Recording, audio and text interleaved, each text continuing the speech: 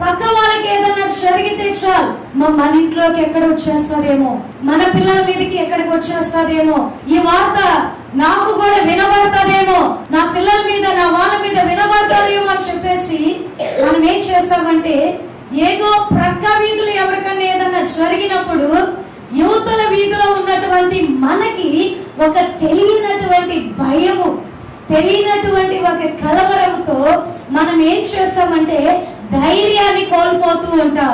ధైర్యం అనేది లేకుండా ఉన్నప్పటికీ కూడా మనకి ధైర్యం ఉంది అనేది కూడా మర్చిపోతూ ఉంటాం.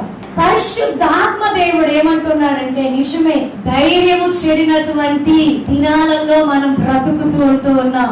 కాలాలు బాగలేవు, పరిస్థితులు మనకు అనుకూలంగా కనబడట్లా, అపాయకరమైన దినాలు, దుర్దినాలలో మనము జీవిస్తూ ఉంటూ ఉన్నాం, మనము బ్రతుకుతూ ఉంటూ ఉన్నాం, మన మనుగడ కొనసాగిస్తూ ఉంటూ ఉన్నాం.